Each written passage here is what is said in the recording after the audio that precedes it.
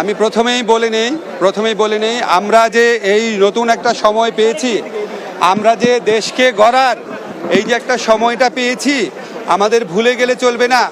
এই সময়টা আমরা অর্জন করেছি আমাদের যে আবু সাইদ, মুগ্ধ, একটা 6 বছরের মেয়ে রিয়া, 4 বছরের বাচ্চা আহাদ, অসংখ্য মানুষের আত্মদান, অসংখ্য মানুষের শহীদ হয়েছে, বিভিন্ন রাজপথ রক্তে রঞ্জিত হয়েছে।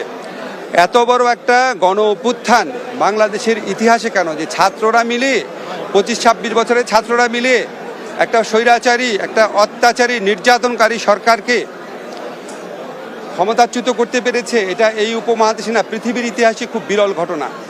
এই বিজয়ের তাৎপর্য আমাদের অনুভব করতে হবে এবং এই বিজয় আমাদের উপর যে দায়িত্ব দিয়েছে সেই দায়িত্ব আমাদেরকে আত্মস্থ করতে হবে। তা আমি মনে করি আমাদের প্রধান কনসার্ন হচ্ছে ল অ্যান্ড অর্ডার সিচুয়েশনকে রেস্টোর করা, তারপর যারা নিহত হয়েছে অবশ্যই তাদের বিচারের ব্যবস্থা করা, এবং এটার পিছনে যত শক্তিশালী মানুষ থাক, যে দেশেই পালায় যাক বা যেখানেই পালায় যাক,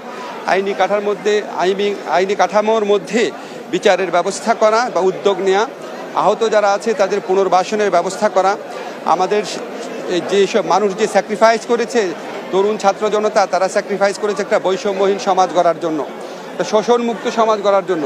এই শোষণমুক্ত বৈষম্যহীন সমাজ গড়ার জন্য আমাদের যে রাষ্ট্রীয় প্রতিষ্ঠানগুলো আছে, বিশেষ করে পুলিশ, বিচার বিভাগ, জনপ্রশাসন, তারপর দুর্নীতি দমন কমিশন, বিশ্ববিদ্যালয়গুলো, পাবলিক বিশ্ববিদ্যালয়গুলো, এখানে থরো রিফর্মে আমরা চেষ্টা করব।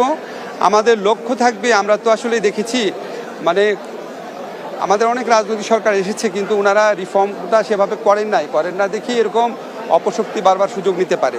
তো আমাদের কাছে এই যে এত মানুষের আত্মদানের বিনিময়ে আমরা যদি এই বেসিক কাজটা না করে যাই, তাহলে তো এই আত্মদানের মাহাত্ম্য থাকবে না। এটুকুই